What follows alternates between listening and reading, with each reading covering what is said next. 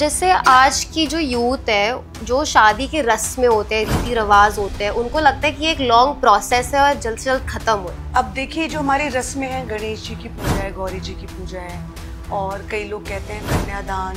भगवान तो सब जगह हैं, लेकिन मंदिर में क्यों जाते हैं अगर भगवान सब जगह हैं? तो जैसे आपने बोला कि जब कुछ डर लगता है या कुछ होता है तो आदमी वहाँ हाथ रख लेता है। हाथ तो वो चक्रा खुला होता है तो हाथ रखता है या नहीं, ब्लॉक होता है तो हाथ रखता है? कई लोगों का तो वो चक्रा इतना एक्टिव होता है कि सारी वाइब्रेशन उनको वहीं फील होती है, और कई लोगों का ब्लॉक्ड होता है। सोसाइटी है तो सारे ही काम जब मेल फीमेल दोनों करते हैं तो फीमेल पंडित भी क्यों ना मेल पंडित जैसा काम करे। ओम को बताना समझाना मुश्किल है। सिर्फ मेरे हिसाब से ओम का उच्चारण भी सबको नहीं करना चाहिए। नमस्कार, मामा ऐप की तरफ से मैं सानिया ढोडी और मामा के को फाउंडर आचार्य देव जी, जो कि एक एस्ट्रोलॉजर और एक स्टीम्ड स्पिरिचुअल लीडर है, एक स्पेशल पॉडकास्ट लेकर आ रहे हैं जिसमें आज हम देखेंगे कि आज की यूथ स्पिरिचुअलिटी से और डीपली कैसे कनेक्ट कर सकती है। म्यूजिक और योगा दोनों ही स्पिरिचुअलिटी से कनेक्ट करने के लिए पावरफुल एलिमेंट्स है। म्यूजिक मन को शांत करता है और योगा शरीर को। तो आज हमारे साथ है नीरू जी और तनु जी, जो कि म्यूजिक और योगा के पाथ से लेकर अपनी स्पिरिचुअल जर्नी जी रही है। नमस्कार। तो सबसे पहले नीरू जी और तनु जी, मैं आपसे जानना चाहती हूँ कि आपकी स्पिरिचुअल जर्नी की शुरुआत कैसे हुई? क्या ये फैमिली का इन्फ्लुएंस था या फिर एक पर्सनल कॉलिंग थी या फिर कोई पर्सनल एक्सपीरियंस जिसने आपको इस पाथ पे लेके गया? ये अगर देखा जाए तो ये तीनों ही चीज़ मिलकर मेरी स्पिरिचुअल जर्नी की शुरुआत बनी। मैं I am born and brought up in a brahmin family. तो बचपन से ही, और मेरे दादाजी का मंदिर है तो वहाँ पे सेवा कीर्तन रिचुअल्स होते रहे। तो ये बचपन से ही मैं देखती रही थी ये सब होना, और हमारे घर के सारे फैमिली मेम्बर्स उसमें इन्वॉल्व रहते थे।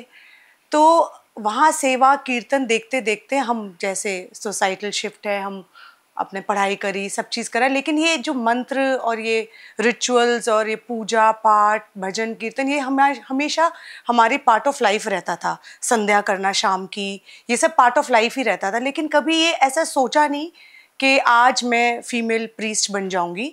ये जर्नी चलती रही। जब ऐसा मुझे लगा कि अब कुछ थोड़ा सा चेंज आना चाहिए, क्योंकि ब्राह्मण फैमिली के होने के बावजूद भी हम सब बिजनेस क्लास रहे और सब अपने बिजनेस में बिजी हो गए और सब आगे आगे अपनी वो चलने लगे। तो मुझे ऐसा लगा कि जो ये हमारे घर का रिचुअल है वो थोड़ा सा कम होने लग गया है, इसकी तरफ इम्पोर्टेंस कम हो रही है। तब मैंने सोचा कि क्यों नहीं फीमेल, मैं घर की बेटी हूँ, ब्राह्मणी हूँ, तो मैं ही क्यों ना इस चीज़ को, रिचुअल्स को आगे लेके जाऊँ। बाकी बाहर से पंडित आएँ और हमारे सेवा करें, मंदिर में धर्मशाला में सेवा करें, मैं क्यों ना इस चीज़ को सीखूं और शुरू करूं। और जिसमें मेरी मदर ने भी मुझे बड़ा इन्फ्लुएंस करा, क्योंकि वो भी बहुत, हमारे घर में सब बहुत पूजा पाठ में हमेशा से रहते हैं और भगवान को और मानने वाले बहुत हैं। तो ये सोचा और इस जर्नी में शुरुआत शुरू हुई। एक आपने जैसे अभी पूछा कि आपको कौन सा ऐसा इंसिडेंट हुआ कि जिससे आपको ऐसा लगा कि मुझे इस जर्नी में आना चाहिए। बस यही मुझे ऐसा लगा कि सारी चीज़ सब मेल डोमिनेंट सोसाइटी है, तो सारे ही काम जब मेल फीमेल दोनों करते हैं तो फीमेल पंडित भी क्यों ना मेल पंडित जैसा काम करे। और इसमें कोई बुराई भी नहीं, हमारे शास्त्र वगैरह में सब ये ठीक ही है। कितनी बड़ी बड़ी हमारी फीमेल सेजेस हुई, ऋषिकाएँ जिन्हें हम कहते हैं, गार्गी जी, मैत्री जी, जिनको कितना विजडम था, जिनके नाम से कॉलेजेस भी हैं, कितना विजडम था। लेकिन सोसाइटल शिफ्ट के मतलब घर संभालने के कारण, बच्चे, बहुत रिस्पॉन्सिबिलिटी होती है एक औरत पे, तभी आदमियों ने ये वाली रिस्पॉन्सिबिलिटी संभाली, क्योंकि इसके लिए बाहर जाना पड़ता है, सारे काम करने पड़ते हैं, घर से थोड़ा दूर रहना पड़ता है, तो वो घर कैसे संभालेंगी।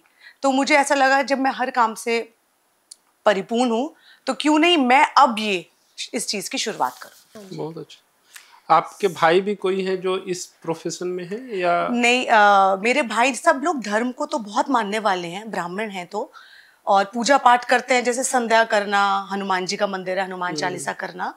लेकिन कोई ये एज अ प्रोफेशन किसी ने, जैसे एज अ काम किसी ने नहीं चुना। सिर्फ आपने अपने घर में? पूरे खानदान में। हाँ जी। और आपके घर में मंदिर वंदिर है? पूजा हमारे पाठ? घर में मंदिर है। आपको मंत्र वंत्र आते हैं सब? हमें मंत्र आते हैं। लड्डू गोपाल जी की सेवा है मेरे घर में। अरे वाह। और हनुमान जी का बड़ा शक्ति मंदिर है, सूरदास बाबा जी का मंदिर बना हुआ है, धर्मशाला बनी हुई है। तो ये जैसे मैं आपसे मिला अभी, मुझे लगा कि मैं पहला कोई एक महिला पंडित से मिल रहा हूँ। हाँ जी, हाँ जी। जो आपने काम बताया वो भी काम बहुत अनोखा है, जो शायद भारत में बहुत कम ही लोग हैं जिनको, मैं तो पहली बार सुन रहा हूँ।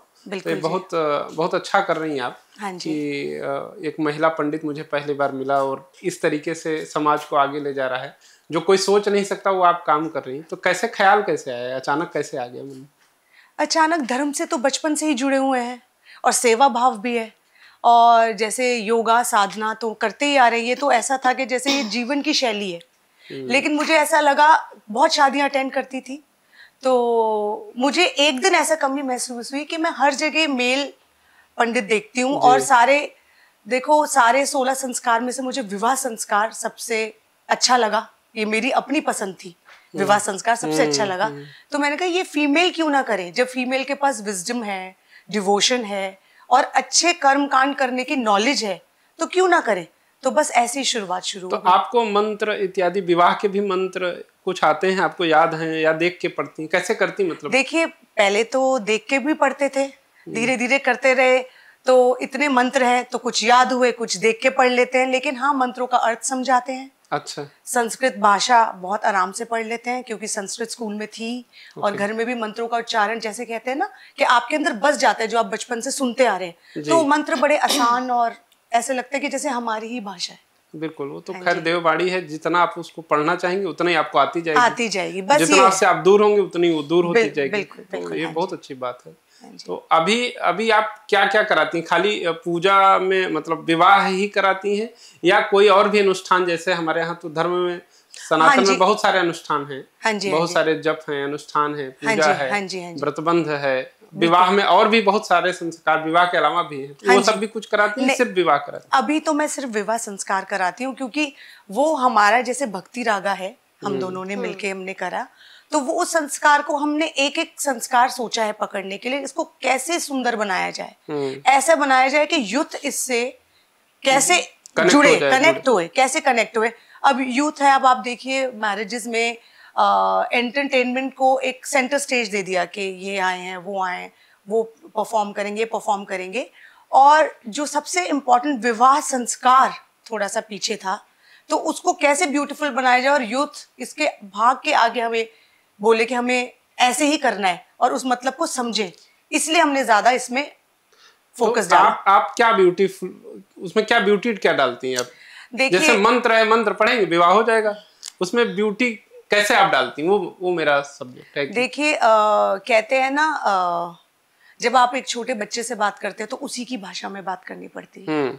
जब आपको छोटे बच्चे को समझाना है तो आपको उसी की भाषा में समझाना है। तो वो जो छोटे छोटे वर वधू हैं, उनके आजकल के वो मॉडर्न बच्चे हैं, अगर आप उनकी भाषा में मंत्र का सिर्फ उच्चारण करते रहेंगे, उसका मतलब नहीं समझाएंगे और उन्हें ऐसे म्यूजिकल वे में, लिरिकल वे में नहीं समझाएंगे, तो उन्हें इंटरेस्ट नहीं आएगा। तो हमें उन्हें विवाह संस्कार की विधि भी सिखानी है, बतानी है। जैसे कुछ उदाहरण मुझे बताइए कि जैसे कुछ वचन, जैसे 7 वचन, जैसे वचन नहीं, मैं आपको कैसे करती हूँ वो थोड़ा मुझे देखिए। वचन हम क्या करते हैं, हम मंत्र नॉर्मल संस्कृत के पढ़ लेते हैं वचन में, और वचन हम उनको एक दूसरे को, एक जैसे हम अभी पॉडकास्ट कर रहे हैं, इस तरीके से दोनों को सहमति करवाते हैं। जैसे मैं कन्या मांगेगी वर से वचन कि भाई आप किसी पराई स्त्री या पराई, उनको एक माता, बड़ी अपने से बड़ी को माता का दर्जा, अपने बराबर वाली को बहन का दर्जा और अपनी छोटी को बेटी का दर्जा देंगे। तो अगर मैं इसका सिर्फ मंत्रोच्चारण करूंगी तो वो वचन तो उनको समझ आएगा नहीं। तो हम इस तरीके से हम हिंदी में उनको समझा के, उन्हीं की लैंग्वेज में समझा के। हिंदी में तो पंडित जी लोग भी समझाते हैं, संस्कृत में थोड़ी बोलते हैं। संस्कृत में नहीं बोलते, लेकिन हम जैसे उसमें हम गाना डाल देते हैं। कैसे? वही बताइए कैसे करती हैं? जैसे अब हमने को फेरे करे, जैसे फेरे करे, अब हम फेरों में हमने मंत्रोच्चारण करा, उन्होंने करा, फिर हम आप वो फेरे वाला एक कोई एपिसोड हो जो आप सुनाइए एक बार। गा के अगर आप हाँ, अगर आप बना सकते हैं बिल्कुल, मैं बताती हूँ। जैसे मैंने फेरों का मंत्र उच्चारण करा, हाँ। ठीक है। अब पहला जैसे मदीय चित्तानुगतस्तम सदा मदाज्ञा परिपालनम, उसमें आता है कि हमारे चित्त के अनुसार आपका चित्त होना चाहिए, मन के अनुसार मन होना चाहिए। जब मैं सोचूं आपको पता चल हो जाना चाहिए। अब जैसे इसको आप कैसे मैं आपको बताती हूँ इसका भी। अभी जैसे जो मेरे दिमाग में आ रहा है, जैसे हम समूहीकरण करते हैं, एक दूसरे को देखते हैं, तो हम गाना गाते हैं कि अब हमने मंत्र उच्चारण करा और बोला एक दूसरे को देखिए, तो हम गाना गा लेते हैं। बॉलीवुड के लोग कनेक्ट कर सके, तो से नैना जब मिले, तो ये हमारी बड़ी फेमस सिंगर है। कैसे? तो से नैना जब से मिले, तो से नैना जब से मिले, बन गई सिलसिले तो से नैना। तो हमारे बहुत सुंदर, हमने कुछ बॉलीवुड के नंबर्स हैं जो चूज करे हैं स्पेसिफिकली। अब देखिए, जैसे ये इन्होंने गाना गाया, ठीक है। अब समूहीकरण का हमने मंत्र बोल दिया। अब उन्हें समझ ही नहीं आ रहा हम मंत्र बोलेंगे। अब उन्हें ये बता रहे कि आप एक दूसरे को देखें, तो दो से नैना मिले एक दूसरे के, तो उन्हें समझ आता है कि अच्छा, इस मंत्र का मतलब ये है कि हम एक दूसरे का निरीक्षण अच्छी तरह करें। आज हम मिले हैं तो हम एक दूसरे का निरीक्षण बहुत अच्छी तरह करें। तो उन्हें समझ आता है कि जो हम मिले हैं, अभी गाना है, तो हमें एक दूसरे को अच्छे से परखना है, तभी हम आगे की विधि आगे करेंगे। अब जैसे पहला फेरा धर्म का अर्थ का, जैसे जैसे फेरे बढ़ते जाते हैं, तो हम उसमें उनके सातों फेरे होंगे हाथों में, तो उनको ऐसा लगता है कि हाँ, ये बड़ा वर्णन। कैसे गा के? एक्चुअली हम लोग इतना बॉलीवुड इंस्पायर्ड हैं, आज का यूथ दिस सो मच है ना इंस्पायर्ड बाय बॉलीवुड।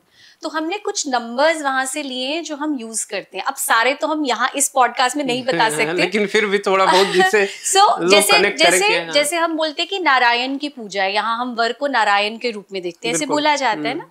तो जैसे हम जब ऐसे बोल रहे होते हैं, ये तो थोड़ा टाइम होता है रिचुअल्स के बीच में। तो बाकी के लोग बोल ना हो तो हम गाते श्रीमन नारायण भजमन नारायण, बोलो नारायण नारायण नारायण, ऐसे करके बोलते। तो ऐसे भजन से लोग कनेक्ट हो जाते हैं, और म्यूजिक की एक अलग और मंत्रों की एक अलग फ्रीक्वेंसी होती है। तो हमें लोगों को बांधना है फेरों में, कि लोगों को समझ आए कि ये क्या हो रहा है।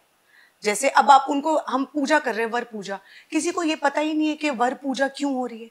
हम ये लोगों को समझाते हैं कि साक्षात नारायण हम जिनकी पूजा कर रहे हैं, हम उनका पाद्यम, हम आचमनम, उनका मधुपर्क हम क्यों कर रहे हैं। हम ये मंत्रों के साथ, और उसकी विधि कैसे होती है, और उसको कैसे हिंदी में एक्सप्लेन करके और गा के, तो लोगों को लगता है कि ये जो आज वर है बिल्कुल नारायण रूप ही लगने लगता है। इस तरीके से हम गा के, जैसे मंदिर में जब हम जाते हैं, हाँ, तो मंदिर, भगवान तो सब जगह है, लेकिन मंदिर में क्यों जाते हैं अगर भगवान सब जगह है? तो क्योंकि जब हम शिव के मंदिर जाते हैं तो वहां हम फूल चढ़ाते हैं उनपे, है ना, उनको सुंदर बनाते हैं। तो जब हम जाते हैं, हमारी सारी 5 सेंसेस जो है वो उसमें उनको खाना मिलता है। Like when you see god which is well decorated, तो वैसे ही एक माहौल जब बनता है, म्यूजिक चलता है, तो जब उस भगवान के पास जाते हैं और देखते इतना सुंदर दिख रहे हैं, आज शिव तो कितने सुंदर दिख रहे हैं और कितनी अच्छी खुशबू आ रही है, तो ऑटोमेटिकली आपको पॉजिटिव वाइब्स आने लगती हैं। तो वैसे ही वो एक माहौल क्रिएट करते हैं, जैसे पंडित जी भी करते हैं और बहुत सुंदर करते हैं। ऐसा नहीं हम कहेंगे कि हम मतलब हम भी करते हैं, हम कुछ डिफरेंट करते हैं, बट पंडित जी का क्या होता है, उनके पास माइक नहीं होता, और कई बार जो वो बोलते हैं उनका उच्चारण जो है वो उतना मधुर नहीं दिखता। तो हम थोड़ा सा, जैसे आप कोई मंत्र, जैसे मैं बताती हूँ आपको, जैसे अब आचमन्यम का मंत्र है, तो हम ऐसे बोलेंगे आचमन्यम आचमन्यम प्रतिगृहताम, तो पीछे म्यूजिक सॉफ्ट फ्लूट बज रहा होता है और कुछ अच्छा मैं पहली बार सुन रहा हूँ कि शादी में कोई बॉलीवुड सॉन्ग गा करके शादी करा रहा है। देखिए, बॉलीवुड सॉन्ग तो है, बट कहते हैं ना कि आपका भाव क्या है उसके पीछे। तो जो भी हम गाते हैं, जैसे हमारा नाम है भक्ति रागा, तो भक्ति का मतलब क्या है, अनकंडीशनल लव, है ना। भक्ति का मतलब ये किसके लिए, उस ऊपर वाले के लिए, उस परमात्मा के लिए। तो वो जो अनकंडीशनल लव है उसके लिए जब हम गाते हैं, तो हम बहुत सारे बॉलीवुड नंबर सिर्फ लोगों के लिए नहीं गाते। जब हम गा रहे होते तो हम तो सब उसी को डेडिकेट करते हैं, उस ऊपर वाले को। बहुत सुंदर सुंदर गाने हैं बॉलीवुड में जो बने हुए हैं, जो एक दूसरे को बोलते हैं प्रेमियों के लिए बने हैं, हाँ, एक दूसरे के लिए। बट हमारे लिए, हमारा, जैसे आपके लिए भी, और आई थिंक हम सबके लिए जो यहाँ बैठे हुए हैं, हमारा एक ही वो पर्पस है कि जो कुछ है वो बस वही है। तो जो भी हम गाते हैं भक्ति रागा में, जो भी हम रिचुअल्स करते हैं, हम सब उसी को डेडिकेट करते हैं। तो ये जो बॉलीवुड गाने हैं ये उनके लिए डेडिकेटेड है। नहीं, आप बॉलीवुड ऐसे देख रहे हैं ना, लोग ऑब्जेक्शन भी तो करते होंगे जब आप नहीं, लोग बहुत एंजॉय करते हैं, और specially you know because see we have to connect to the youth, so you have to talk their language. अगर हम उनकी भाषा नहीं बोलेंगे तो कैसे कनेक्ट होंगे? अभी ऐसा देखो, हम जब पले बड़े हुए तो मैं भी like I studied in a convent school, you know, so we were taught कि इंग्लिश में बोलना है, ऐसा ही था, अभी भी है ऐसा। आप इंग्लिश बोलते तो आप बहुत अच्छे हैं, और अगर आप हिंदी में बात करें तो ठीक है, मतलब ऐसा थोड़ा सा माइंडसेट है। जैसे मुझे अंग्रेजी नहीं आती है तो... आप तो इतना अच्छा बोलते हैं वैसे ही। नहीं। सो ऐसे ही हम भी थे, लेकिन वो संस्कार, जैसे जब अपनी मम्मी को देखा पूजा करते हो, तो मेरी जो मदर है, मेरी जो नानी है, वो जम्मू के वजीर की डॉटर थी, और कटरा में उनका जन्म हुआ, और कटरा में आपको पता है देवी माँ का कितनी भक्ति होती है। तो मेरी नानी भी बहुत पूजा करती थी, और मेरी मम्मी भी। तो हमारे घर में सब पूजा होती थी, रिचुअल्स होते थे, सब कुछ होता था, बट मेरा कोई इंटरेस्ट नहीं था, क्योंकि हमें क्या सिखाया जाता था जब हम बड़े हो रहे थे, पढ़ाई पे ध्यान दो, हाँ, इतने नंबर लाने, जो कि आजकल होता ही है, हाँ। But then when I grew up, और हमेशा ऐसे बोलते थे गॉड फेयरिंग होना चाहिए, ऐसे बोलते हैं ना, भगवान से डरो, ये मत करो, भगवान से डरो, ऐसा कहीं लिखा जाएगा।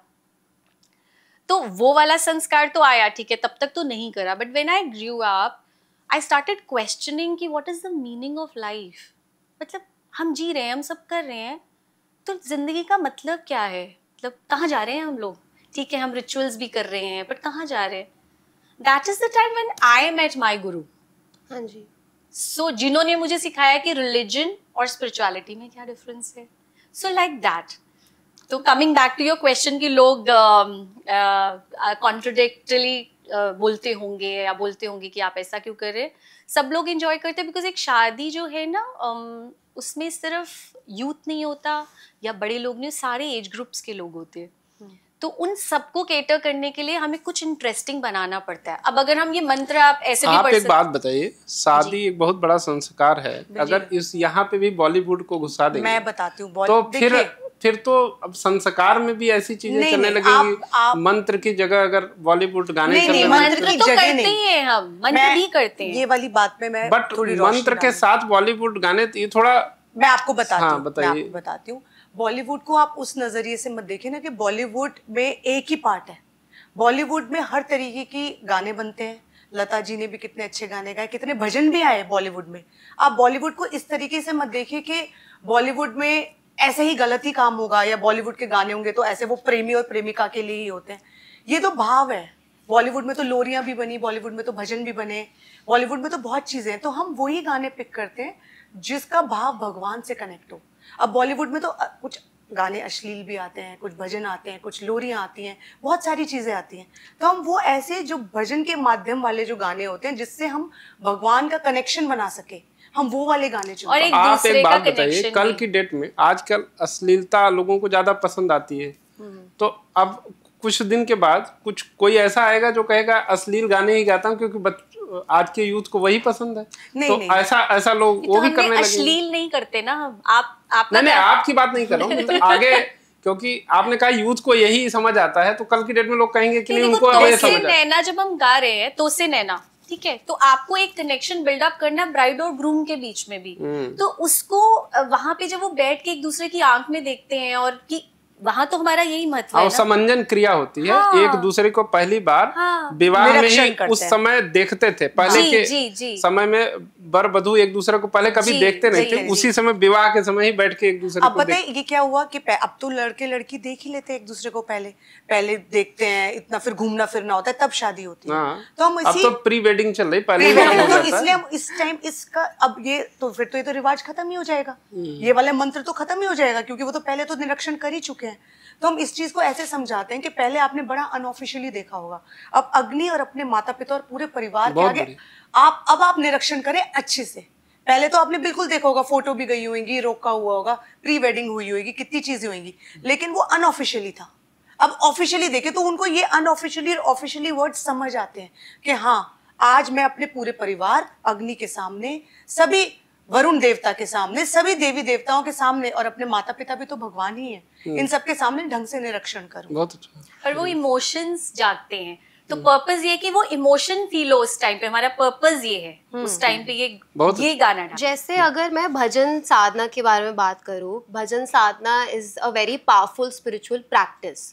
तो मैं आप लोगों से ये समझना चाहती हूँ कि भजन के थ्रू हम भगवान से कैसे कनेक्ट कर पाते हैं, हम कैसे गॉड को फील कर पाते हैं। तो आप पहले आचार्य जी, आप जरा अगर हमें समझा सकते हैं तो। नहीं, आप भजन की बहुत बड़ी आप अगर हमें समझा सकते हैं तो। भजन ऐसा है, देखो भजन और या सत्संग का मतलब क्या हुआ, लिटरल मीनिंग तो हो गया सत्य का संग, है ना। तो जब सब और भजन में जब कोई बैठता है तो क्या माइंडसेट से बैठता है कि हम भगवान के लिए गाएंगे। हाँ, तो हम कुछ भी गाते हैं वहां पे, हम उसको सब डेडिकेट करते किसके लिए, वो हायर पावर, आप उसको गुरु बोल लो, आपके कोई अगर इष्ट है आप वो बोल लो, तो इस तरीके से हम उसको डेडिकेट करते हैं। एंड भजन जब हम गाते हैं तो जैसे हम ऐसे शुरुआत करते हैं गणेश जी की, तो गणेश जी को क्या बोलते हैं, विघ्नहर्ता, है ना, रिमूवल ऑफ ऑब्स्टिकल्स। अगर आपकी लाइफ में बहुत विघ्न है तो आप गणेश जी का नाम लेते हैं। तो ऐसे करके हम सब भजन का नाम गाते हैं एक एक करके। अगर भजन की पार को आप एक सेंटेंस या एक वर्ड में डिस्क्राइब कर सकते हो तो वो क्या होगी, आप कैसे बताएंगे? See I would say bliss, which is the highest vibration. So music का हमारी बॉडी पे इफेक्ट होता है, ये तो हमें सबको पता है ना। तो जैसी कंपनी में रहोगे वैसे हो जाओगे, ये भी सबको पता है। तो जब हम अच्छी पॉजिटिव बात करते हैं या हम राम का नाम लेते हैं, जिसका मतलब है अंधेरे से उजाले की तरफ जाना, so it has a meaning to it. तो राम राम बात बार बार जपने से ही वो वाइब क्रिएट होती है आपके अंदर। और अगर आप एक सेंटेंस की बात करते हैं तो हम यही कह सकते हैं ये एक वो सेतु है जो हमारी आत्मा को परमात्मा से मिलाता है। जी, मेरा भी एक इसमें मानना है कि जो भगवान प्रसन्न होते हैं, एक तो तरीका है मंत्र का, हाँ जी, अनुष्ठान का, ये एक तरीका है। दूसरा है कि भक्ति मार्ग में एक संगीत का बहुत बड़ा योगदान है। क्योंकि सरस्वती जी जब इस धरती पे प्रादुर्भाव हुआ तो सबसे पहले उन्होंने अपने वीणा का तार बजाया, जिससे हमारे 7 सुर निकले। तो कहने का मतलब अक्षर से पहले सुर आए। हाँ जी। तो सुर वाकई में देवताओं को बहुत अति प्रिय है। तो कहीं ना कहीं अगर आप उसको गा करके प्रकट करते हैं अपने भाव को, तो डेफिनेटली वो बहुत जल्दी उनके तक कनेक्ट हो जाता है। ये इसमें कोई दो राय नहीं है। हरे रामा हरे कृष्णा, देखिए वो जो इस्कॉन वाले लोग हैं वो तो हमेशा यही वर्ड है उनका, यही महामंत्र है और यही वो गाते ही रहते हैं हमेशा।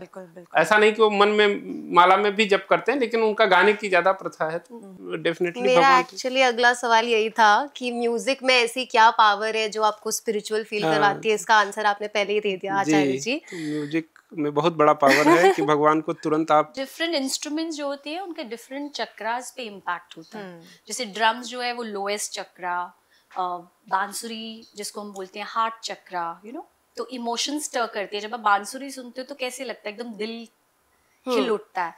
तो उसके माध्यम से, और साथ में बार बार जब हम राम का नाम ले रहे हैं तो देखो it's very scientific also, you know, when you are chanting something repeatedly तो आपका लेफ्ट और राइट साइड, ऐसे एनालिटिकल साइड नहीं, दूसरी साइड एक्टिव होती है जब आप म्यूजिक करते हो या सुनते हो या गाते हो साथ में, तो वो बैलेंस करता है उसको।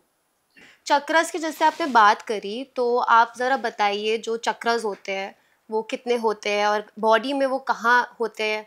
तो थोड़ा चक्रस के बारे में अगर आप एक्सप्लेन कर सकते हो हमको। जैसे मैं योगा में चक्र का बड़ा महत्व है। योगा सिर्फ पोजेज नहीं है, योगा एक आपको अंदर जाने का जरिया है। तो ऐसे हमारे 7 चक्र होते हैं और उसके ऊपर भी बहुत सारे मार्मा पॉइंट्स और सब चीज़ होते हैं, लेकिन हम फोकस करते हैं अपने 7 चक्र पे। मूलाधार, स्वादिष्टान, देन आपका सेक्रल चक्र हो गया, देन थ्रोट चक्र हो गया, हार्ट चक्र हो गया, आपका ये वाला थर्ड आई चक्र हो गया, सहस्रा हो गया, सारे चक्र होते हैं। जब आप भक्ति भाव में, और एक फ्रीक्वेंसी होती है हर चक्र की अलग अलग, जो कि हमें आउटसाइड वर्ल्ड की, यूनिवर्स की फ्रीक्वेंसी से मैच करवाती है। जैसे हम जब भी मैं किसी का साउंड हीलिंग सेशन लेती हूँ, बड़े यूथ बच्चे आते हैं, तो ज़्यादातर उनको मैंने देखा लव फ्रीक्वेंसी एक हमारी 528 हर्ट्ज़ की, उससे लोग कनेक्ट कर पाते हैं। लव फ्रीक्वेंसी का ये मतलब नहीं कि एक प्रेमी प्रेमिका का प्यार, ये प्यार अपनी माता के लिए, भगवान के लिए, किसी के लिए होता है। तो लोगों के इमोशंस निकालने के लिए, जो दबे सबकॉन्शियस माइंड में इमोशंस होते हैं, वो निकालने के लिए हम इस फ्रीक्वेंसी पे काम करते हैं। और हर चक्र की अलग अलग फ्रीक्वेंसी होती है। तो कई लोगों के जो शरीर में डिजीजेज आती हैं, कई लोगों को कुछ प्रॉब्लम आती है, तो कहीं ना कहीं उनके चक्रा में ब्लॉकेजेस होती हैं।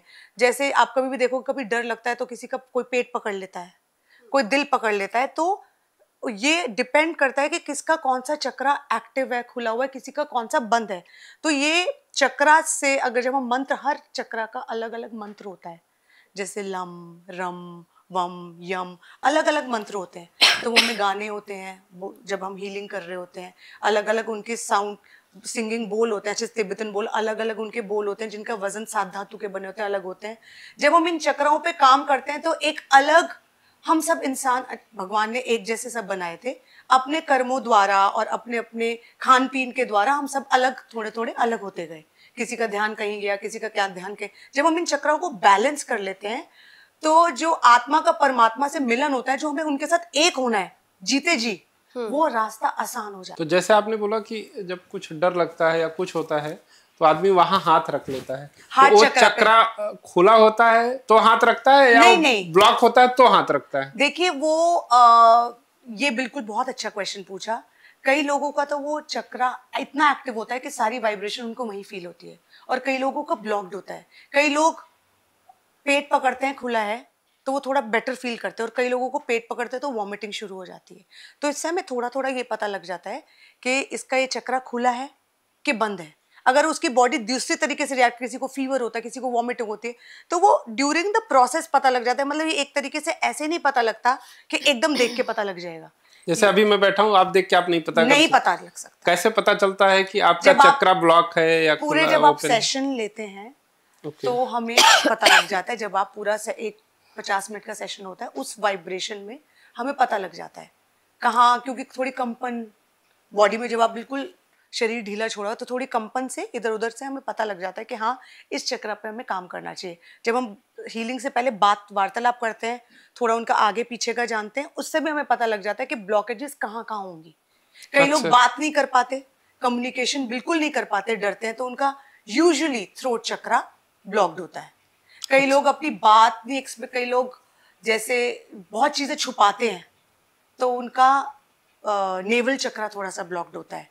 तो ये थोड़ा थोड़ा बातचीत करने से सेशन के बाद पता लग जाता है। और आप बता देती हैं, उसके बाद ठीक भी कर देती हैं? 2-3 सेशंस ऐसे कह नहीं सकते किसके कितने सेशंस लगेंगे, लेकिन हाँ, हील हो जाता है। 3, 7, 5 कुछ करेंगे तो ठीक हो जाएगा। बिल्कुल हील तो जरूर हो जाता है। बहुत हमारे पुरानी चीजों में बड़ी शक्ति है। अच्छा, तो आपने कई लोगों को ऐसा किया है कभी? बिल्कुल, बहुत लोगों को हील करा है, और इसी संतुष्टि से ही तो ये हमारा भक्ति रागा फॉर्म हुआ कि ये भक्ति योग और साधना से कितने लोगों को फायदा मिल रहा है। तो ऐसा लगता है कि कुछ कर्म कमाए जीवन में। ये नाम भक्ति और रागा क्यों रखा आपने? अब देखिए, तो बताइए। भक्ति रागा हमारे म्यूजिकल एक्सपीरियंसेस हैं। जैसे नीरू जी ये अपना ये साउंड हीलिंग और योगा में थी पहले, और अभी भी है, ये सेशंस लेती हैं। बट भक्ति रागा हमारा वो एक सेगमेंट है जिसमें हम म्यूजिकल एक्सपीरियंसेस, जिसमें कि वैदिक फेराज और कीर्तन, भजन संध्या, इसके थ्रू हम यूथ को। अच्छा, भजन संध्या भी आप? हाँ जी, बिल्कुल वही करते हैं हम। अच्छा। भजन संध्या और वैदिक फेरा, म्यूजिकल फेरा, ये हमारा आप कह लीजिए जैसे हमारा फोटे है। अच्छा, हाँ जी, बहुत अच्छा। म्यूजिकल फेराज जो आपने बोला, बड़ा इंटरेस्टिंग साउंड कर रहा है, मैंने पहली बार सुना है, तो थोड़ा आप एक्सप्लेन करिए अगर बता सकते हैं तो म्यूजिकल फेराज क्या होता है? So I think you've already asked and she's already answered. It's little different than जैसे हमारे बहुत पंडित जी आते हैं और परफॉर्म करते हैं, तो क्या होता है, जितने वहाँ पे मंडप में बैठे हुए लोग हैं, वहाँ माइक भी नहीं होता, कई बारी वो अपना परफॉर्म करते हैं और किसी को मतलब भी नहीं समझ आता। थोड़ा आजकल एडवांस हो गया है, तो कुछ पंडित जी समझा भी देते हैं कि क्या हो रहा है। सो म्यूजिकल फेराज और वैदिक फेराज / वैदिक फेराज, वी डू बोथ। एंड उसमें ये है कि we do it in a little different manner, कि सबको इंगेज करते हैं। तो जो ऑडियंस है सारे एज ग्रुप्स का एंगेज हो, तो उसमें हम जो कुछ भी प्रोसेस है वो पूरा बताते हैं कि अभी ये हो रहा है, इसके बाद ये होगा। और उसको थोड़ा सा ना जब किसी से कनेक्शन बांधना है तो उनकी लैंग्वेज में बात करना पड़ता है, तो उसी तरीके से थोड़ा उनको इन्वॉल्व करके, कनेक्ट करके, बीच में थोड़ा भजन करके, थोड़े मंत्र चैंट करके। बिल्कुल बिल्कुल। देखिए, जैसे ये तनु जी ने समझाया है, अब एंटरटेनमेंट इंडस्ट्री ने पूरा सेंटर स्टेज ले लिया है सारी वेडिंग्स में, ठीक है। सब ये देखते हैं कि कौन स्टार परफॉर्म कर रहा है और सब लोग वहीं भागते हैं।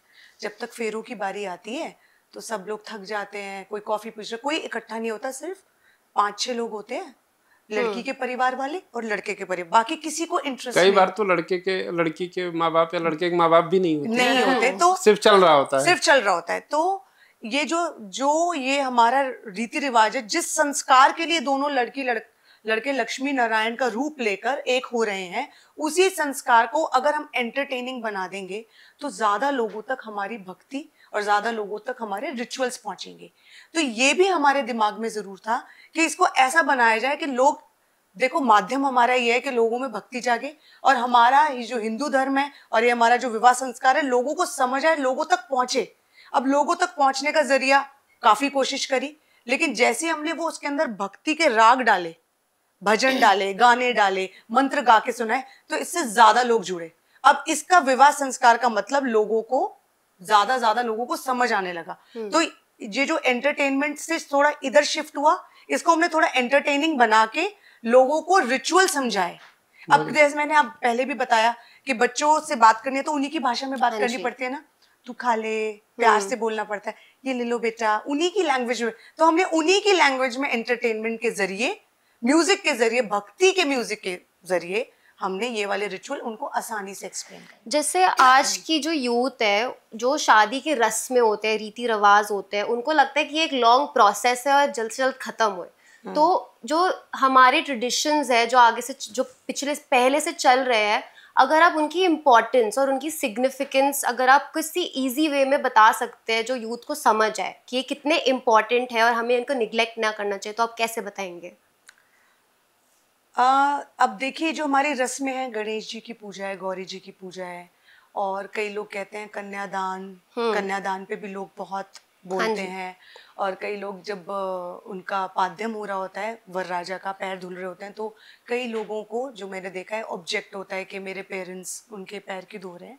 तो हम इन रिचुअल को ऐसे समझाते हैं कि आज आप, ये जो वरराजा हैं, ये नारायण है, आप वर राजा के पैर नहीं धो रहे, आप नारायण के पैर धो रहे हैं। तो आप भगवान को कैसे सेवा भाव से देते हैं? प्यार से आचमनम कराते हैं, पाद्यम करवाते हैं, प्यार से चीजें कराते हैं। तो वो जब हम उनको ऐसे समझाते हैं तो उनका ये जो माइंड का जो शिफ्ट है कि ऐसे क्यों हो रहा है, वो ऐसे हो जाता है कि भगवान का रूप है, तो उनको कुछ भी करना भगवान के लिए बुरा नहीं लगता।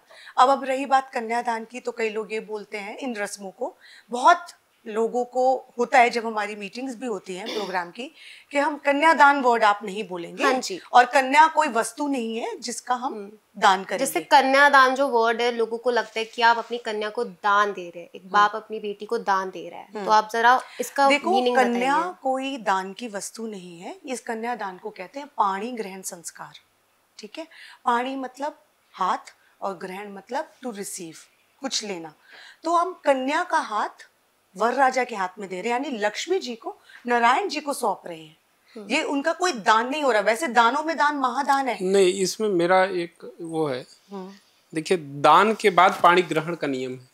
पहले दान होता है। हाँ जी। दान एक संकल्प है, संकल्प, बिल्कुल, कि हम इस नाम गोत्र का व्यक्ति, ये नाम गोत्र के व्यक्ति को, इनके पूर्वज का नाम ये है, पिता का नाम ये है, बिल्कुल, और उसके बाद इसका व्यक्ति का नाम ये है, गोत्र है, ये चीज मैं पर्टिकुलर इस व्यक्ति को देने का संकल्प कर रहा हूँ। हाँ जी, बिल्कुल, ये कन्यादान संकल्प होता है। हाँ जी।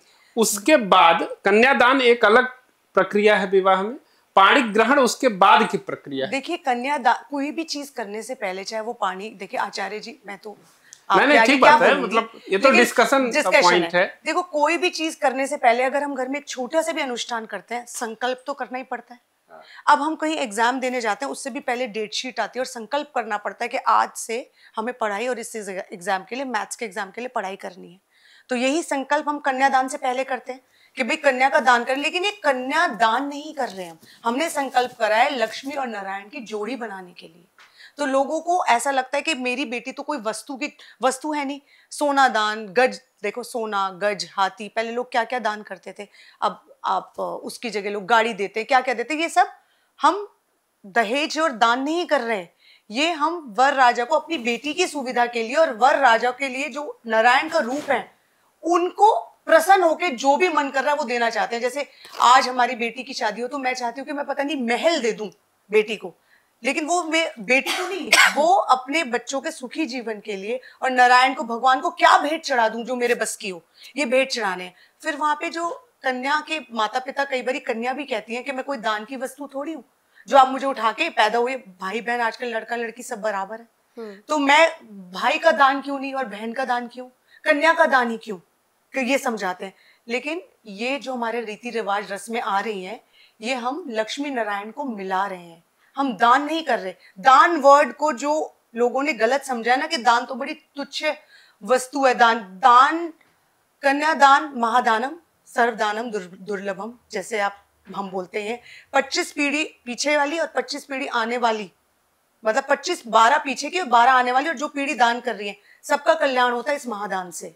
लेकिन लोग दान को ऐसे समझ लेते हैं कि छोटा समझ लेते हैं कि ये तो दान देने वाला चैरिटी, ये चैरिटी नहीं कर रहे हम, ये तो हम इतने महान है कि हम एक अपनी लक्ष्मी स्वरूपा बेटी को किसी के हाथ में समर्पण कर रहे हैं। हाँ जी। तो ये दान वर्ड को लोग ऐसे ले लेते हैं कि तो चैरिटी कर ली, मुझे चैरिटी की चीज हूं मैं अगर कन्या दान कर रही हूँ। इसको चैरिटी ना देख के एक दूसरों का संबंध बनाए, लक्ष्मी नारायण का साथ बनाए, और जो देने वाला है वो हमेशा बड़ा है, देने वाला हमेशा बड़ा, कोई दे सकता है अपनी कोई सबसे प्रिय चीज, तो उसे दान या चैरिटी ना देख के ना उनका एक, जैसे कहते हैं समागम, उनका एक जोड़ी बनाना हम कहेंगे तो बेटर रहेगा। ठीक है, ठीक बात। जैसे जो 7 फेरे होते हैं, आज के यूथ को 7 फेरों का असली अर्थ नहीं पता होता, और एक मिसकंसेप्शन है 7 फेरे या 4 फेरे, तो इस पे आप जरा बताइए हमें। तो वेदों में तो 4 फेरों की ही विधि बताई गई, 7 फेरा तो है ही नहीं। 7 फेरा टीबी ने ला दिया कि 7 फेरे हो जाएंगे। 7 वचन की प्रक्रिया है हमारे यहाँ कि 7 वचन इधर से होंगे, 3 वचन कन्या के होंगे, 7 वर के होंगे, मतलब इस तरीके की एक व्यवस्था बनाई गई है कि 7 वचन कन्या आपसे एग्री कराएगी कि आप ये चीज़ें मेरे लिए करेंगे।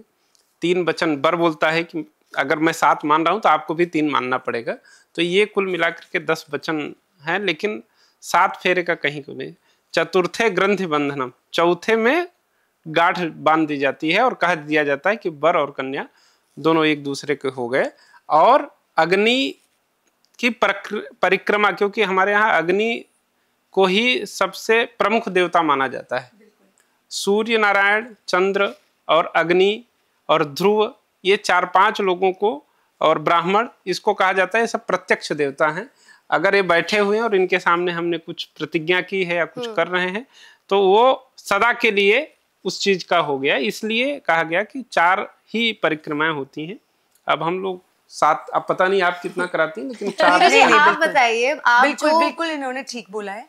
हमारे तो वेदों में यही है, 4 फेरों की ही मान्यता मानी गई है। 7 लोगों ने ऐसे, सप्तपदी को कई लोग 7 फेरे कह देते हैं, ये ज्ञान ना होने के कारण ये 7 फेरों की बातें आगे चली। बहुत विदुषी आचार्य हैं आप, आपको नॉलेज है पूरा एकदम कि कैसे विवाह कराते हैं, कैसे सप्तपदी बोलते हैं। बड़ी अच्छी, मुझे सुन करके भी अच्छा लग रहा है कि एक महिला के अंदर और भारत में और इतना बदलाव हो रहा है कि लोग आगे चल करके लोगों को कन्विंस कर रहे हैं, लोगों को इंगेज कर रहे हैं, यूथ को इंगेज करना एक अपने में बहुत बड़ी चीज़ है। Coming back to this, Neeru ji, आप एक फीमेल प्रीस्ट है, तो जो आपने जब ये पाथ अपनाया, क्या आपको सोसाइटी से कुछ चैलेंजेस फेस करने पड़े, कोई प्रॉब्लम्स हुई आपको?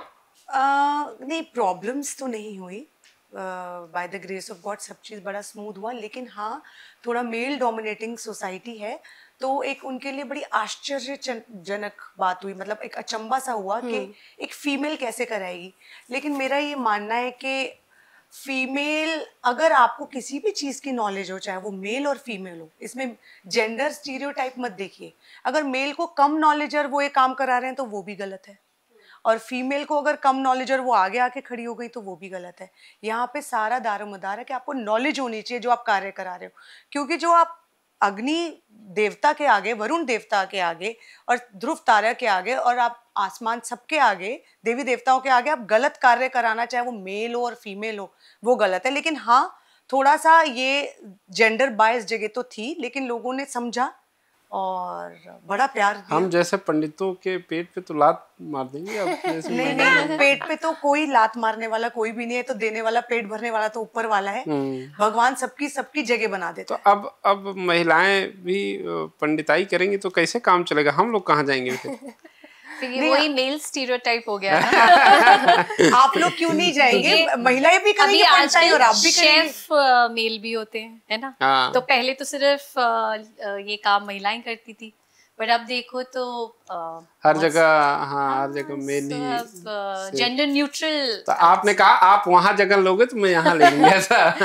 नहीं, ऐसा नहीं है, आपकी पूरी रिस्पेक्ट है। और मेरा ये मानना है कि किसी के लिए काम कभी कम नहीं होता, देने वाला ऊपर वाला है। और अब ये देखिए ना, दो ही तो और कितनी जनसंख्या बढ़ रही है, कम नहीं हो रही है। खासकर और हिंदुस्तान पंडित मिल भी नहीं रहे हैं, तो ये अच्छी बात है कि थोड़ा and you know there is this need. नहीं, ये अच्छी बात है। अभी नीरू जी ने कहा कि विद्वान लोगों की कमी है। अगर बहुत पंडित है और उसको नॉलेज नहीं है किसी चीज का, हमारे यहाँ विवाह संस्कार को तो एकदम नकारा बना दिया लोगों ने। दारू पी करके आकर के भगवान की बैठ करके पूजा कर रहे हैं और अनाप शनाप बातें कर रहे हैं, और उनको पंडित जी से आते ही ये कहते हैं कि आप कितने मिनट में करा दोगे विवाह, जो बहुत ही गलत है। जिसपे हमारे यहाँ पहले संस्कार पे ही सब कुछ डिपेंड थी कि आप ये करोगे और इससे जिंदगी आपकी ठीक रहेगी। उसको उन्होंने कहा कि ये करने की जरूरत नहीं है, इसको शॉर्ट में करो, और उसी वजह से डाइवोर्स बढ़ गया, उसी वजह से प्रॉब्लम्स बढ़ गई, उसी वजह से लगभग चीजें समाज में फैली हुई हैं। जैसे जो डिवोर्स आजकल बहुत बढ़ रहे हैं, हम नोटिस कर रहे हैं आज के कपल्स में, तो कोई ऐसा रिचुअल जो आप रेकमेंड करोगे कि हर ब्राइड और ग्रूम को अपनी हैप्पी मैरिड लाइफ मेंटेन करने के लिए कोई ऐसा इम्पोर्टेंट रिचुअल करना चाहिए? आई वुड से इसमें spirituality plays a lot of role. तो स्पिरिचुअलिटी और रिलीजन को हम कैसे अलग करेंगे? हाँ जी। जैसे कि एक बनाना है, उसका पील जो है दैट्स रिलीजन, कि जैसे हम कुछ भी करते हैं बट उसका एसेंस, कोई मंत्र का भी हम जाप करते हैं बट पहुंचना हमें उस परमात्मा की तरफ है ना। तो spirituality has, and spirituality means knowledge of the self, अपने आप को जानना, है ना। कहते हैं कि परमात्मा हमारे अंदर भी है, कहीं इधर उधर नहीं है। So if you are doing meditation, you're doing spiritual practices, you're connected to yourself, तो फिर आप अपने अंदर भी देखेंगे, दूसरे में गलतियां कम देखेंगे, अपने आप को भी ठीक करने की कोशिश करेंगे। आपका जो क्रोध है, जो आपको गुस्सा आता है, या आप इमोशनली जो काम करते हैं वो आप कम करेंगे। So spirituality plays a lot of role in it, and we would recommend कि दोनों ही थोड़ा सा पूजा पाठ, चैंटिंग, एंड देन आंख बंद करके अपने साथ बैठे। तो ये जो ओम वर्ड है, ओम वर्ड को बहुत पावरफुल लोग समझते हैं। It is called the sound of the universe. तो ओम का अगर आप हमें सिग्निफिकेंस समझा सकते हैं जरा? So in one word I would say it is the bridge between the gross and the subtle. तो हम जो बाहर देखते हैं, जो बाहर की दुनिया में देख रहे हैं, जो हमारी आंखों के बाहर है ना, यहाँ सब जो भी चल रहा है, तो ये है ग्रोस। इससे कहीं ज्यादा हमारे अंदर कुछ है। हमारा अंदर का वर्ल्ड है जो सब कुछ गवर्न करता है। तो ओम वो एक ब्रिज है। इट्स ऑल्सो कॉल्ड प्रिमोर्डियल साउंड, और बहुत सारे रिलीजन में शालोम बोलते हैं, है ना। सो आई मीन, आचार्य जी आप बताइए ओम वर्ड का सिग्निफिकेंस हम कैसे? ओम में ही सब कुछ समाहित है। ब्रह्मा, विष्णु, महेश, पूरा संसार उस वर्ड में ही समाहित है। तो ओम को बताना, समझाना मुश्किल है। सिर्फ मेरे हिसाब से ओम का उच्चारण भी सबको नहीं करना चाहिए, क्योंकि नॉर्मली हम लोग ओम ओम करते रहते हैं, बट ओम सबसे महत्वपूर्ण वर्ड है। हमारे घर पे अभी शंकराचार्य जी आए हुए थे पुरी के। उन्होंने कहा कि ओम का उच्चारण करना ही नहीं चाहिए, क्योंकि हर व्यक्ति उस लायक नहीं है कि उस वर्ड को बोल पाए। वो सबसे बड़ा मंत्र है। ओम शब्द ही अपने में बहुत बड़ा है। तो वो जब लोगों को मंत्र देते हैं, जैसे गुरु मंत्र देते हैं और ये देते हैं, तो ओम वो नहीं बोलते हैं कि ओम का उच्चारण करना है। आपको जो मंत्र होता है सिर्फ उतना बोलते हैं कि आपको ये बोलना है। तो ओम अपने में बहुत सबसे पावरफुल मंत्र है एक्चुअली, और उसके लिए जप करने के लिए या बोलने के लिए उतनी शुद्धता और उतना ईश्वर के प्रति आपका वो होना चाहिए, प्रेम की। आप उस तरीके से आप बोलें ताकि उनके तक वो कनेक्ट हो पाए, क्योंकि वो डायरेक्ट उनका मंत्र है, वहीं से निकला हुआ है एक तरीके से। वो तीनों को एक करता है, ब्रह्मा, विष्णु, महेश, तीनों को एक करने वाला है ओम ही है। तो फिर व्यक्ति ओम चांट करने के लायक ऐसे ही हो सकता हाँ, है। मतलब थोड़ा उसके अंदर वो पावर होनी चाहिए, वो शुद्धता होनी चाहिए, मन की शुद्धता बहुत जरूरी है कि उतना मन शुद्ध होना चाहिए। जैसे इसको कह सकते हैं अनंत शब्द, जो ब्रह्मांड का अनंत शब्द जो एक शक्ति का प्रतीक है, बिल्कुल ओम को हम ऐसे डिफाइन कर सकते हैं कि ये अनंत शब्द ब्रह्मांड शक्ति का प्रतीक। तो नीरू जी, आप एक योगिनी भी है, तो योग साधना के थ्रू आप अपनी स्पिरिचुअल जर्नी जी रही है। तो मुझे ये समझाइए कि योगा के थ्रू एक इंसान स्पिरिचुअलिटी और भगवान से कैसे कनेक्ट कर सकता है? जैसे कहते हैं ना, भूखे पेट ना भजन गोपाला, ठीक है, निरोगी काया से ना भजन ना कोई कार्य कुछ नहीं हो सकता। तो योगा आपको पहले फिजिकली फिट करता है कि जिससे आप फिजिकली फिट होके मंत्र चैंट, म्यूजिक, मंत्रा, वैदिक रिचुअल्स कुछ भी करें। तो योग और चक्रा मेडिटेशन ये एक ही, जैसे कहते हैं ना एक मेज है, सबके एक एक टुकड़े, एक बिंदी है, ये डॉट कनेक्ट करते करते आप स्पिरिचुअलिटी की जर्नी में आ जाते हैं। योग से आप स्पिरिचुअलिटी की जर्नी में इसलिए आसानी से पहुंच पाते हैं कि इसमें तो हमें कोई रिचुअल कर्मकांड करने ही नहीं है, सीधा योगा से अपने अंदर जाना है। अपने अंदर यानी पहले अपने शारीरिक रूप से ठीक होंगे, फिर आप चक्रा के लेवल पे ठीक होंगे, मेडिटेशन से आपकी सोल ठीक होएगी, और जैसे ही जब आपका शरीर मन एक चित होता है तब वो परमात्मा से मिल पाता है। अकॉर्डिंग टू हिंदुइज्म, लाइफ का अल्टीमेट गोल है मोक्षा, लिबरेशन। तो और योगा को कहते हैं कि yoga is a tool to attain moksha. तो हमें योगा के थ्रू हम मोक्ष कैसे प्राप्त कर सकते हैं? मोक्ष का मतलब समझना पड़ेगा पहले। आप हमें मोक्ष का मतलब पहले डिफाइन करिए। हम लोग मतलब according to my Gurudev Shri Shri Ravishankar, he says that मोक्ष मींस जब आपको अल्टीमेट लिबरेशन लगती किसी भी चीज से। सो फॉर एग्जाम्पल, अगर एक बच्चा है वो स्कूल से आता है अपना बैग लेके, तो उसका घर में आना, वो अपना बैग कैसे फेंकता है, तो वो उसके लिए एक मोक्षा मूवमेंट है, to describe it that ways, you know, in a short word. So मोक्ष एक बहुत सुंदर और बहुत बड़ा शब्द है। तो आई थिंक इतने छोटे से टाइम में तो हम उसको नहीं डिस्क्राइब कर पाएंगे, but a small glimpse of it is this.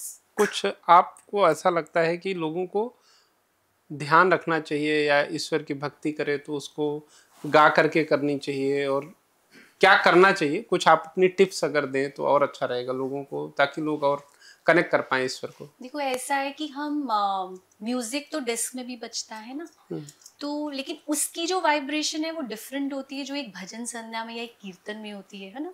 मजा तो उतना ही आता है, वहां पे उनको कुछ और चीजों की जरूरत पड़ती है एंजॉय करने के लिए। पर जब आप भगवान का नाम लेते हैं तो क्या वैसे ही हो जाते हैं। Bhagwan is all the higher vibrations, है ना, ऐसे ही बोलते हैं हम कि जैसे गणेश, कृष्ण, शिव, ये सब वही एक परमात्मा की डिफरेंट वाइब्रेशन है, सबकी एक एक फ्रीक्वेंसी है। तो जब हम एक सत्संग में या कीर्तन में आके साथ में गा के एकदम मगन हो जाते हैं तो ऑटोमेटिकली आपके अंदर चेंज और पॉजिटिव वाइब आती है, and it is the need of the hour, I feel.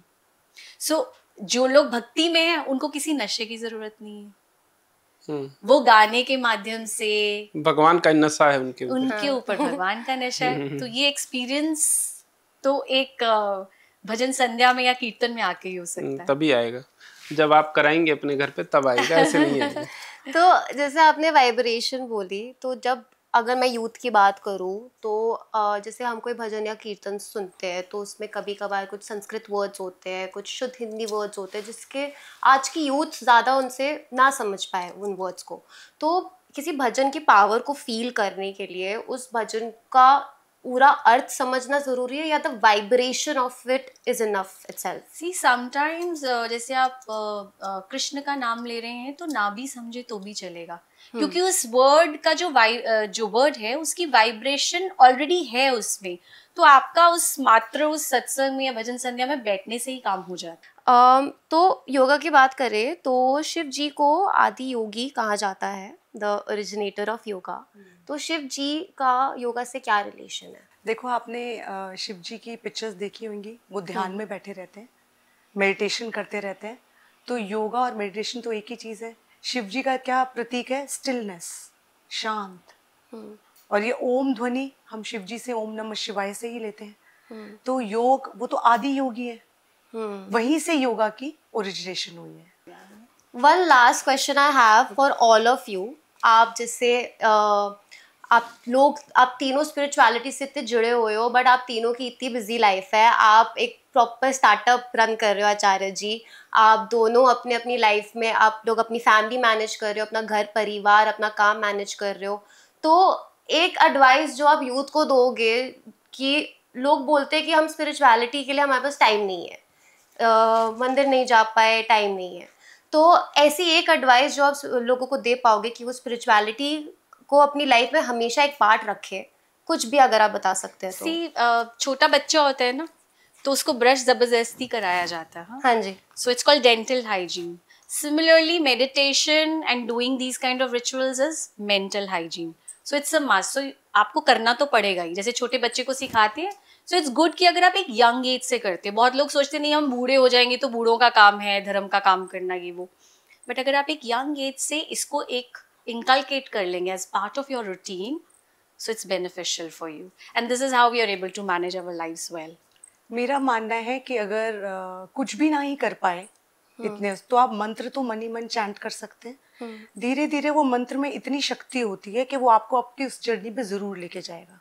सब कह रहे हैं हम बिजी हैं, हम ये नहीं कर सकते, तो चलते फिरते मंत्र चैंट तो कर ही सकते हैं। जिसको जो भी भगवान प्रिय हो, किसी को राम प्रिय है, किसी को हनुमान प्रिय है, किसी को शिव प्रिय है, आप कोई भी मंत्र जिससे आप रेजोनेट कर पाएं, जिससे आपको लगे कि हाँ ये मैं कर सकती हूँ।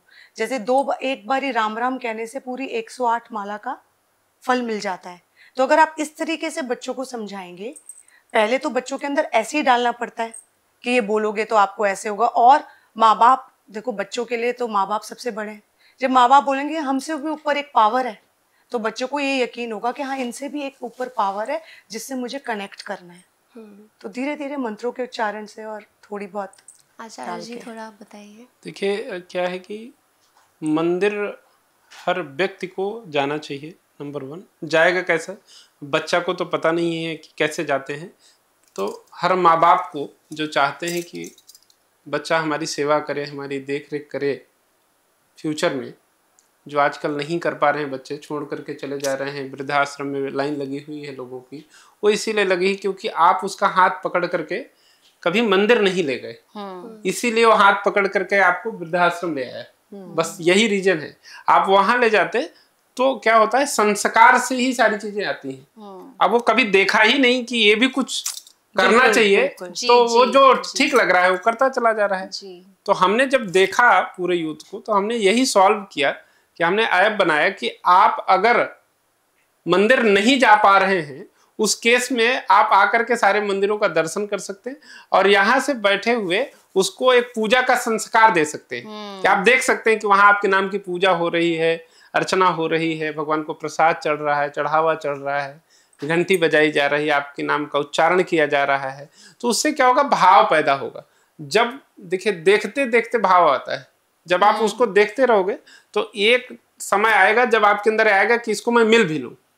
आज हीरो इसीलिए हीरो है क्योंकि आप उसको देखते हैं, कई फॉर्म में देखते हैं, इसलिए आपके अंदर इच्छा जागृत होती है कि मुझे इससे मिलना है। अगर आप देखें ही ना तो कैसे कैसे जागृत होगा, वो भले बहुत अच्छा आर्टिस्ट हो, अगर आप तक आए ही ना। तो वैसे ही वामा टेम्पल्स को आपके पास ले आया है। अगर आप टेम्पल जाए तो बहुत अच्छा है, ना जाए तब भी आपके पास है, आप उसको संस्कार दे सकते हैं अपने बच्चों को। ये मेरा काम है, मेरा उद्देश्य है। तो मुझे लगता है कि लोगों को ये करना चाहिए। बिल्कुल, बहुत बढ़िया। ये काफ़ी इंसाइटफुल पॉडकास्ट रहा है हमारा। अगर हमको इस पूरे पॉडकास्ट से हमें काफ़ी ज्ञान मिलेगा, लोग समझ पाएंगे कि म्यूज़िक योगा के थ्रू लोग कैसे स्पिरिचुअलिटी से कनेक्ट कर सकते हैं। हमने काफ़ी चीज़ें डिस्कस करी on the stereotypes of a female priest, and हमने ये भी डिस्कस किया है कि जो मैरिजेस होते हैं, उनके जो रस्म रिवाज होते हैं, इन सबको लोग कैसे डीपली कनेक्ट कर सकते हैं, डीपली अंडरस्टैंड कर सकते हैं। तो thank you for coming to this podcast and thank you for your insightful thoughts. धन्यवाद Acharya ji. Thank you Sania ji.